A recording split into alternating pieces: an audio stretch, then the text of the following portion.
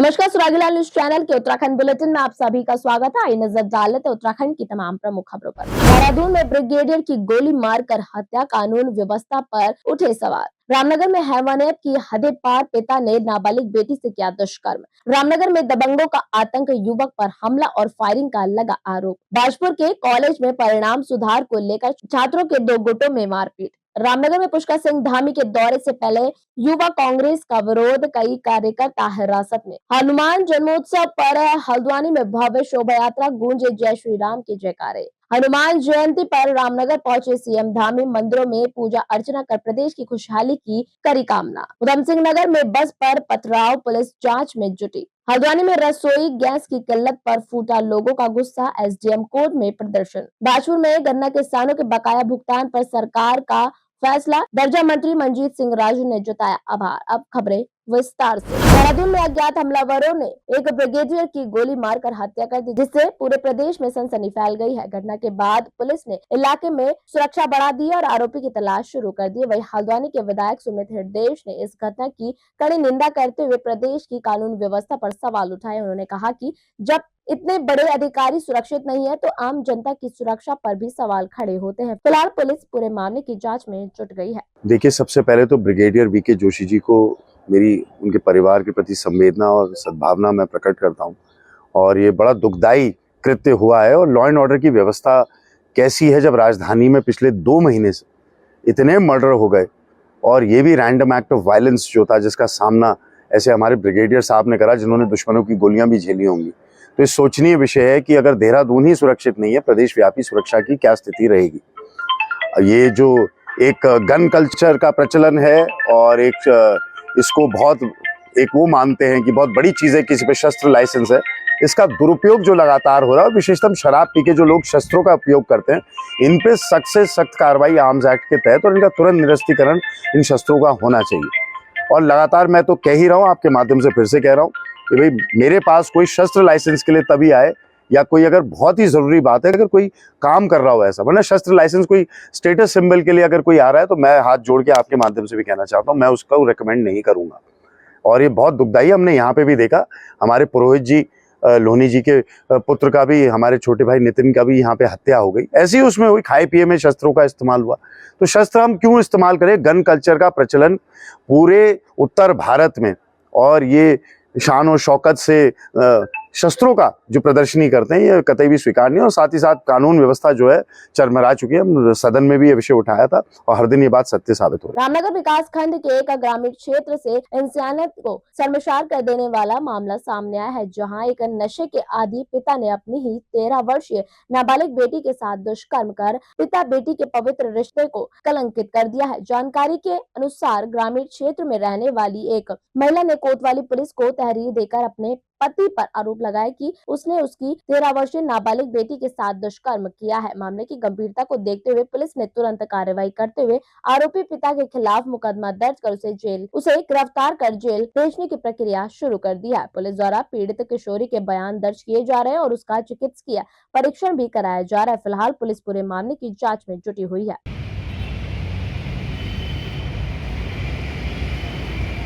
रामनगर में एक युवक के साथ मारपीट, धमकी और कथित हवाई फायरिंग का मामला सामने आया है, जहां घटना के बाद इलाके में दहशत का माहौल है। पीड़ित युवक ने पुलिस से सुरक्षा की गुहार लगाई। आपको बता दें, रामनगर के गुलरघट्टी निवासी सानू ने आरोप लगाया, मंगलवार शाम वह एक बर्गर ठेले पर खड़ा था, तभी 5 से 6 युवक वहां पहुंचे और उसके साथ धक्का मुक्की और मारपीट करने लगे। पीड़ित के अनुसार आरोपियों में जैनू, सरान, ईशान, पव्वा और सूजल नाम के युवक शामिल हैं, जो 2 वाहनों में सवार होकर आए थे। शानू का कहना है कि आरोपियों ने उसे जान से मारने की धमकी दी और कथित तौर पर हवाई फायरिंग कर उसे डराने की कोशिश की। पुलिस का कहना है कि मामला उनके संज्ञान में है और आरोपियों की तलाश की जा रही है। जांच के बाद आवश्यक कानूनी कार्रवाई की जाएगी। रात सर मैं बर्गर के ठेले पे खड़ा था, 3-4 लड़के आए। एक का नाम जैन हुआ और एक का नाम सरान हुआ और एक का नाम ईशान पौवा हुआ और सूजल, एक का नाम सूजल हुआ। इन्होंने पांचों ने आके धक्का मुक्की करी मुझसे और बदमाशी दिखाई और कारतूस वारतूस लेकर आए थे। इन्होंने मारने की धमकी दी मुझे और हवाई फायरिंग भी करी और जेबों में रख के लेकर आए थे सर ये। और मुझसे कह रहा है जहाँ मिलेगा वहाँ मारेंगे तेरे को। और जिस मोड़ में मिला उस मोड़ में मारेंगे और मेरी जान का भी खतरा है सर। और मैं रात से यहाँ पे तहरीर दे रहा हूँ, कोई मेरी सुनवाई नहीं हो रही है अभी तक। किसमें आए थे ये लोग? ये कार से आए थे, होंडा सिटी थी। कोई पुराना धमकी है इन लोगों से? नहीं, कोई कुछ भी नहीं है सर। मेरे इसमें को यूपी के भी हैं कुछ लड़के? यूपी के 2 बंदे यूपी के हैं, अबूजर और जैन यूपी के हैं। सबके पास असला था? सबके पास असला था मौजूद। तो फिर तुम कैसे बचे? सर मेरे भाई लोग आ गए थे, इतने में वो भाग गए। फिर उन्होंने हवाई फायरिंग करी, सब डर गए थे वहाँ पे और मारने की भी धमकी दे के गए, मेरा जहाँ मिलेगा वहाँ मार देंगे तुझी जान से। पुलिस में रिपोर्ट दी, पुलिस की क्या कार्रवाई? पुलिस ने अभी कोई ऑप्शन नहीं उठाया इस बारे में मेरे ऊपर, और मैं रात से यहीं पे ही हूँ। रात भी 2 बजे गया था, अब फिर अभी सुबह से हूँ। बाजपुर के राजकीय महाविद्यालय में परीक्षा परिणाम सुधार को लेकर छात्रों के 2 गुटों में विवाद हो गया। विवाद बढ़ने पर दोनों पक्षों में मारपीट हो गई। 4th सेमेस्टर की छात्रा गुनगुन ने छात्र संघ अध्यक्ष महेंद्र बोरा और उसके साथियों पर ज्ञापन छीनकर फाड़ने और मारपीट का आरोप लगाया है। वहीं महेंद्र बोरा ने भी छात्र पक्ष पर धक्का देकर घायल करने का आरोप लगाया। दोनों पक्षों ने कोतवाली में तहरीर देकर कार्रवाई की मांग की है। पुलिस मामले की जांच कर रही है।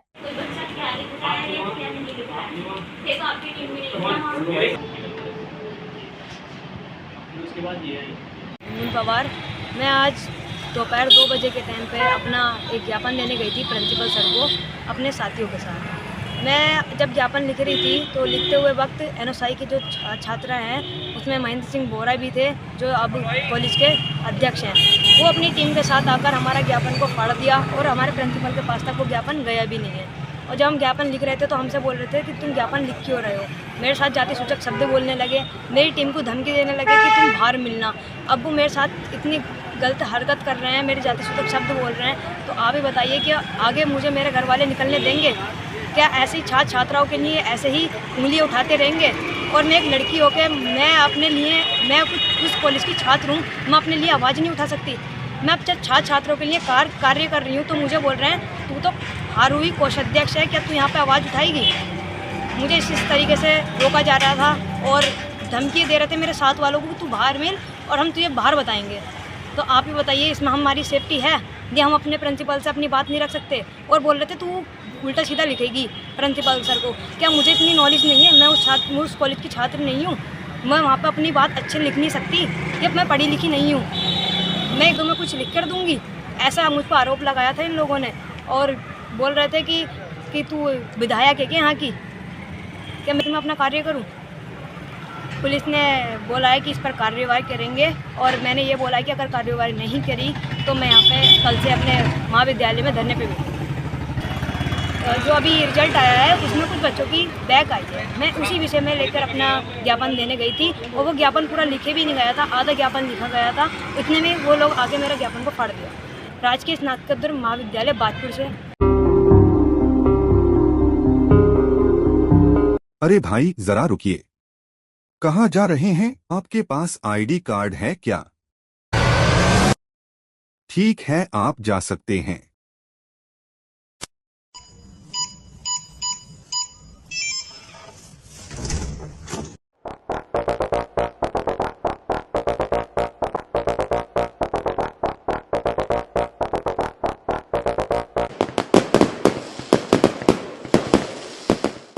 यूनिको पेश करता है प्रीमियम पाइप्स और फिटिंग्स।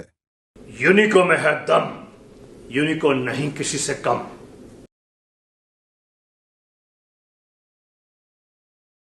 चाहे तो एक साथ होनी चाहिए, सब लोग एक साथ बैठना ही नहीं चाहते। पापा, ट्राई दिस। लो, सब लपक लीजिए।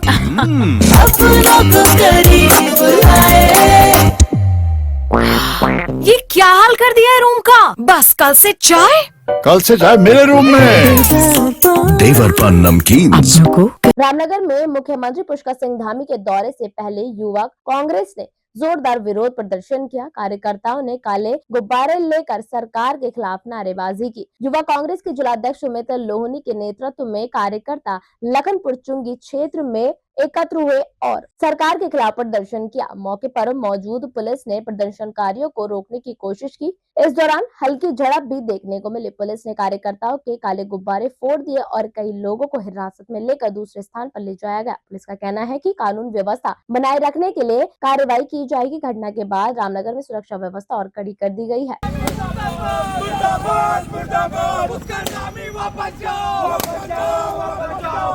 आज पुष्कर धामी जी हमारे उत्तराखंड के भ्रष्ट मुख्यमंत्री है, उनका रामनगर में आगमन है और हमारे तमाम यूथ कांग्रेस के साथियों ने आज प्रदेश में बढ़ती बेरोजगारी, अपराध की घटना और जो हमें रोजगार देने का वादा सरकार हमेशा करती है वो देने में विफल रहती है, उसके खिलाफ हमने पुष्कर धामी के रामनगर आगमन पर गो बैक के नारे लगाए और हमें प्रशासन द्वारा हमारी आवाज़ को दबाया जा रहा है और हमें जबरन जेल में डाला जा रहा है। परंतु हमें जितनी बार भी जेल में डालेंगे हम तब तक इस धामी सरकार के खिलाफ अपनी आवाज को बुलंद करते रहेंगे। यूथ कांग्रेस जिंदाबाद। हनुमान जन्मोत्सव के अवसर पर हल्द्वानी में भक्ति और उत्साह का माहौल देखने को मिला, जहां शहर में भव्य शोभा यात्रा निकाली गई, जिसमें सैकड़ों श्रद्धालु शामिल हुए। जय श्री राम और बजरंग बली के जयकारों के साथ शोभा यात्रा काठगोदाम से शुरू होकर शहर के प्रमुख मार्गों से होती हुई हनुमानगढ़ी मंदिर पहुंची। इस दौरान भगवान हनुमान की आकर्षक झांकियां भी निकाली गई। मंदिर में विशेष पूजा अर्चना की गई और बजरंग बली को 291 किलो लड्डुओं का भोग लगाया गया। इसके बाद श्रद्धालु के भंडारे का आयोजन भी किया गया। पूरे क्षेत्र में दिन भर भक्ति माहौल बना रहा।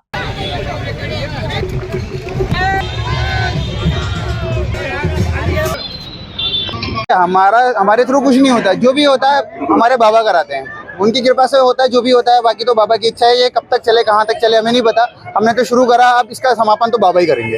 हर साल होता है, इस साल भी कराया है हमने। बाबा के जन्मदिन के उपलक्ष्य में हमने हर साल ही भंडारा कराते हैं, इस साल भी हमने भंडारा कराया। मेरा नाम अंकित है। जय श्री हनुमान जो है हिंदू धर्म के अंदर एक शक्ति और ताकत के देवता माने जाते हैं। जो कोई भी कहा गया कलयुग में जो हनुमान की पूजा करेगा उसे रामचंद्र जी मिलेंगे। तो इसलिए हनुमान जी का जो वो है, इसलिए हनुमान जी के हम हनुमान जयंती जो है 16 साल से यहाँ भंडारा चला रहे हैं। दिन भर जो है 11 बजे से स्टार्ट करते हैं, जब तक चलता है 4 बजे भंडारा करते हैं। उसका सबको होते हैं, क्योंकि हम चाहते हैं हनुमान का जो प्रसाद है, हनुमान की जो शक्ति है वो सबको बटे, जिससे पूरा अपना देश है भारत जो है विकसित बने, उत्तराखंड विकसित बने और सभी लोग सुखियों में समृद्ध हों। सबके उपलक्ष्य में लोगों में इतना उत्साह है कि आप देखेंगे कि कितने जो है भक्तजन हमारे पास जो है प्रसाद ग्रहण करने के लिए आ रखे हैं। बहुत अच्छा उत्साह लग रहा है और कोशिश ये रहती है कि हर साल ये हनुमान जन्मोत्सव बनाया जाए, जिससे कि बच्चों को भी जो है इस आस्था के बारे में पता चलता है। हनुमान जयंती के अवसर पर मुख्यमंत्री ने रामनगर के बालाजी मंदिर और हनुमान धाम छोई में पूजा अर्चना कर प्रदेश की सुख समृद्धि की कामना की। इसके बाद वे अग्रवाल सभा में आयोजित दीनदयाल उपाध्याय प्रशिक्षण कार्यक्रम में शामिल हुए और कार्यकर्ताओं को जनसेवा व संगठन की भूमिका पर संबोधित किया। मुख्यमंत्री ने कहा कि देवभूमि उत्तराखंड में केदारखंड और मानस खंड सहित प्रमुख धार्मिक स्थलों के विकास पर सरकार लगातार काम कर रही है। उन्होंने बताया कि वर्ष 2027 के कुंभ मेले की तैयारी शुरू हो चुकी है और शीतकालीन यात्रा में अब तक करीब 1,60,000 श्रद्धालु पहुंच चुके हैं। मुख्यमंत्री ने कहा कि धार्मिक पर्यटन को मजबूत बनाकर उत्तराखंड को वैश्विक पहचान दिलाना सरकार का लक्ष्य है। हनुमान जयंती की बहुत बहुत शुभकामनाएं, बहुत बहुत बधाई। हमारा जो है राज्य जो है देवभूमि है और देवभूमि के अंदर हम सभी हमारे मंदिर, सभी हमारे धार्मिक स्थल, केदारखंड, मानस खंड, इन सभी के सौंदर्यीकरण के लिए, इनके अवस्थापना विकास के लिए निरंतर कार्य कर रहे हैं। और उसी का परिणाम है कि आने वाले वर्षों में लगातार हमारे यहाँ श्रद्धालुओं की संख्या बढ़ रही है, तीर्थयात्रियों की संख्या बढ़ रही है। अभी 2027 में कुंभ मेला भी हमारा प्रस्तावित है और उसके लिए भी तैयारियाँ चल रही हैं। शीतकालीन यात्रा भी हमारी चल रही है। 19 तारीख तक, जब तक कपाट नहीं खुल रहे हैं तब तक शीतकालीन यात्रा चलेगी। 1,60,000 लगभग लोगों ने इस वर्ष शीतकालीन यात्रा में हमारे यहाँ पर दर्शन किए हैं, शीतकाल में पर्यटन में आए हैं, अन्य स्थानों पर धार्मिक स्थलों पर आए हैं।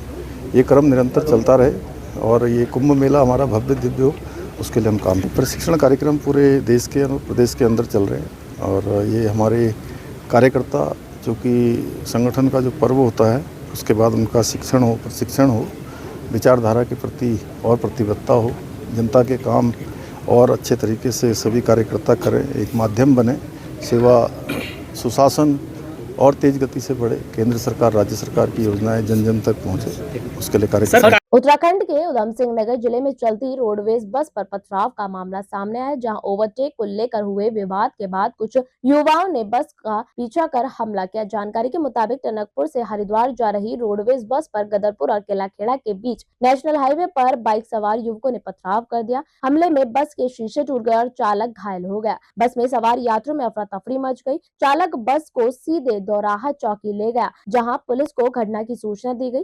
पुलिस क्षेत्राधिकारी विभव सैनी के अनुसार बस चालक की तहरीर के आधार पर अज्ञात लोगों के खिलाफ मुकदमा दर्ज कर लिया गया है। पुलिस सीसीटीवी फुटेज और यात्रियों द्वारा बनाए गए वीडियो के आधार पर आरोपियों की पहचान करने में जुटी हुई है। फिलहाल पुलिस ने कुछ युवकों को पूछताछ के लिए हिरासत में लिया और मामले की जाँच जारी है।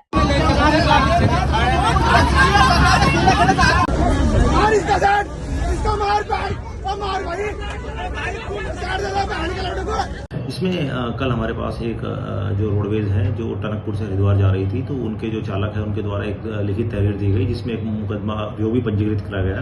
तहरीर के अनुसार उनके द्वारा बताया गया है कुछ अज्ञात लड़के जो बाइक पे सवार थे, उनके साथ उनकी ओवरटेक को लेकर कुछ बहस हो गई, जिसके बाद उन्होंने बस के ऊपर हमला कर दिया, जिसमें बस भी क्षतिग्रस्त हुई है। इस संदर्भ में पुलिस ने इस मामले को गंभीरता से लिया है। जांच इसमें अब इन्वेस्टिगेशन प्रचलित है, जल्द से जल्द इसमें कार्रवाई की जाएगी। अभी ये चीज़ क्योंकि जो एप्लीकेशन है वो अज्ञात में थी और इसमें जो सीसीटीवी कैमरे हैं उसके हिसाब से पुलिस काम कर रही है, ढूंढ रही है। जैसे भी इन्वेस्टिगेशन में जो भी चीज आएगी उस हिसाब से फिर आपको हल्द्वानी में रसोई गैस की किल्लत और बढ़ती कीमतों को लेकर लोगों का गुस्सा सड़कों पर देखने को मिला है। बड़ी संख्या में लोग एसडीएम कोर्ट पहुंचे और गैस की कालाबाजारी व सप्लाई में हो रही देरी के खिलाफ जोरदार प्रदर्शन किया। प्रदर्शनकारियों का कहना है कि बिटोरिया नंबर 1 के देवकी बिहार तिवारी कॉलोनी समेत कई इलाकों में पिछले करीब 15 दिनों से इंडियन गैस की सप्लाई नहीं हुई है। गैस न मिलने से लोगों को काफी परेशानियों का सामना करना पड़ रहा है और उन्हें मजबूरन इंडक्शन पर खाना बनाना पड़ रहा है। लोगों ने नारेबाजी करते हुए सिटी मजिस्ट्रेट एपी वाजपेयी को ज्ञापन सौंपा और जल्द गैस आपूर्ति बहाल करने की मांग की है। देखिए, हमारे हल्द्वानी में खासकर जैसे इंडेन है, इसके अलावा एचपीसीएल और बीपीसीएल की भी सप्लाईज हैं। तो अभी बीपीसीएल और एचपीसीएल में लगभग सामान्य स्थिति है, लेकिन इंडेन की कुछ एजेंसीज ऐसी हैं जिन पर कुछ बैकलॉग बना हुआ है। खासकर Haldwani gas service, Kathgodam gas service जो हमारे केएमबीएन द्वारा संचालित है, उनके कंज्यूमर्स को काफ़ी बैकलॉग का सामना करना पड़ रहा है। तो उसी को देखते हुए अभी ये निर्णय लिया गया है कि प्रतिदिन शाम को ये लोग अपने आने वाले अगले दिन का रोस्टर जो है वो पब्लिक डोमेन में जारी करेंगे, ताकि लोगों को पूर्व सूचना हो कि किस क्षेत्र में, किस मोहल्ले में, किस कॉलोनी में अगले दिन गैस का वितरण होना है। साथ ही कुछ ये डिमांड्स भी लोगों की आई थी कि जिसने हाल में बुकिंग की है या अगर पीछे जिसके पास 10-15 दिन पूर्व से बुकिंग है, तो ऐसे कंज्यूमर्स के लिए अलग से निर्णय लिया जाए। तो इसमें केएमबीएन प्रबंधन की से बात हुई है, उनके द्वारा ये कहा गया है कि अब आने वाले समय हम लोग फीफो लागू कर रहे हैं, जिसके तहत फर्स्ट इन फर्स्ट आउट के अंतर्गत ही डिलीवरी दी जाएगी। जिस व्यक्ति द्वारा 25 मार्च या उससे पूर्व की बुकिंग की गई है, उनको आज डिलीवरी दी जा रही है और उसके बाद इसी प्रकार आगे जैसे हमें सप्लाई मिलेगी उसके अनुसार आगे की तिथियों पे जो हमारे कंज्यूमर्स हैं उनको भी गैस उपलब्ध कराई जाएगी। अभी जब तक थोड़ी सी स्थिति हमारी नॉर्मल नहीं हो जाती, तो पूर्व से ही चूँकि गैस एजेंसी रोस्टर से ही वितरण करती थी, लेकिन कई बार लोड न मिलने की वजह से उस तिथि को यदि वहाँ पर सप्लाई नहीं हुई है तो उसको देखते हुए भी संशोधित रोस्टर प्रतिदिन शाम को जारी किया जाएगा, ताकि सबको इसकी पूर्व सूचना हो और समय पर सभी लोगों को गैस मिल सके। आपके माध्यम से पूरी जनता की तरफ से मैं ये आपके माध्यम से आह्वान करता हूँ कि वास्तव में गैस की काफ़ी संकीर्ण दिक्कत होने जा रही है।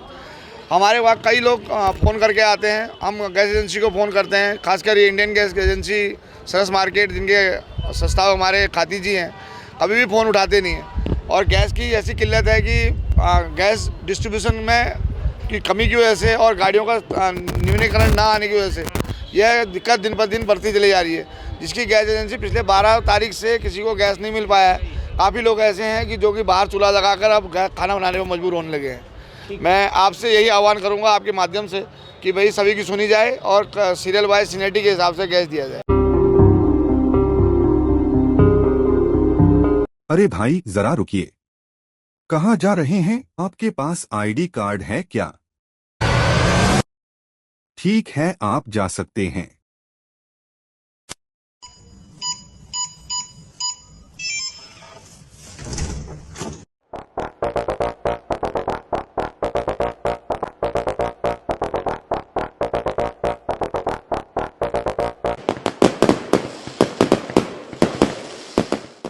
यूनिको पेश करता है प्रीमियम पाइप्स और फिटिंग्स। यूनिको में है दम, यूनिको नहीं किसी से कम।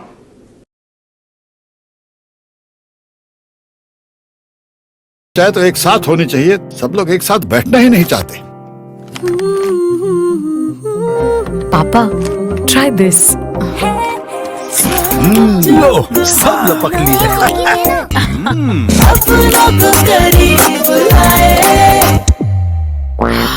ये क्या हाल कर दिया है रूम का? बस कल से चाय। कल से चाय मेरे रूम में। देवर पान नमकीन। दर्जा प्राप्त गन्ना राज्य मंत्री मंजीत सिंह राजू ने प्रेस वार्ता कर किसानों के बकाया गन्ना मूल्य भुगतान और गेहूं के न्यूनतम समर्थन मूल्य में बढ़ोतरी पर प्रधानमंत्री नरेंद्र मोदी और मुख्यमंत्री पुष्कर सिंह धामी का आभार व्यक्त किया है। आपको बता दें, राज्य मंत्री ने बताया कि गन्ना सीजन 2025-26 के बकाया भुगतान के लिए डोईवाला, नादेही, बाजपुर और किच्छा की चारों चीनी मिलों को धनराशि जारी कर दी गई है, जिसमें सबसे अधिक 20 करोड़ रुपए बाजपुर चीनी मिल को दिए गए हैं। उन्होंने कहा कि किसानों का बकाया और चीनी मिल मजदूरों का रिटर्निंग अलाउंस 15 अप्रैल तक भुगतान कर दिया जाएगा। मैं धन्यवाद करता हूँ आप बड़े भाई का कि आपके माध्यम से आज आप आए हैं, स्वागत है आपका। शुगर फैक्ट्री की जो हमारी चीनी मिल का बकाया था, उसमें मैंने पहले भी कहा था आपसे कि लगभग 15 अप्रैल का समय दिया था, मगर बात हो गई थी तो पहले ही भुगतान हमारा माननीय मुख्यमंत्री जी ने करवा दिया है, जिसमें लगभग 20 करोड़ रुपया हमारी बाजपुर फैक्ट्री को और 5-5 करोड़ रुपया नादेही और तीनों फैक्ट्रियों को दिया गया है। हाँ, मैं किसानों का धन्यवाद करता हूँ और उनके जो गेहूं का MSP का रेट है वो 160 रुपये प्रति कुंटल की बढ़ोतरी की गई है। मैं धन्यवाद करता हूँ माननीय प्रधानमंत्री जी का, केंद्र सरकार का और राज्य सरकार का, धुरंधर पुष्कर सिंह धामी जी का, जिन्होंने किसानों के हित में ये निर्णय लिया। उसमें भी मेरी बात हो चुकी है। जो इनका पिछले वर्ष का जो बकाया है वो लगभग 10 या 15 अप्रैल तक भुगतान कर दिया जाएगा और मुझे ये भी अपने मजदूरों के हित में होगा। ऐसा नहीं है भाई साहब, हमारी भारतीय जनता पार्टी या कुनबा सब एक ही है, परिवार है, परिवार में मनमुटाव होता, मगर कुछ स्थानीय नेताओं की वजह से जो हमारा कार्यक्रम है 2 जगह रहा और जिसका मैंने निष्कर्ष भी निकाला है। स्थानीय नेता जो हैं पार्टी में कुछ ना कुछ खराबी कर रहे हैं और जो हमारा कुनबा है वो सब एक है, ऐसा कोई विषय नहीं। भाई साहब, सोचने का विषय है, आपने प्रश्न बहुत अच्छा करा है। 25 वर्षों से ना तो हमारा कोई यहाँ पे विधायक है, ना चेयरमैन है। कहीं ना कहीं मैं तो धन्यवाद करता हूँ अपने शीर्ष नेतृत्व का, जिन्होंने मुझे ये सम्मान दिया, मगर कहीं ना कहीं हमारे यहाँ पे जो स्थानीय नेता पुराने हैं उन लोगों ने कभी नहीं किसी को आगे बढ़ने दिया, क्योंकि जितने भी हमारे अच्छे कार्यकर्ता रहे हैं उन सब का शोषण हुआ है। मेरा प्रयास है सबको एक साथ लेकर चलने का रहेगा और हम इस बार विधानसभा का चुनाव भी जो है, प्रत्याशी हमारा कोई भी रहे, मगर इस बार इसे कांग्रेस के प्रत्याशी को हम धूल चटाएंगे, क्योंकि हम सब ने निर्णय करा है कि एक मंच पर होकर चुनाव लड़ा जाएगा। कहीं ना कहीं हम पुष्कर सिंह धामी जी का भी धन्यवाद करते हैं, उन्होंने भी सबको एक मंच पर रहने का आग्रह किया है। उत्तराखंड बुलेटिन में फिलहाल इतना ही। ऐसी तमाम खबरों को देखने के लिए जुड़े रहिए सुरागी लाल न्यूज चैनल में। धन्यवाद।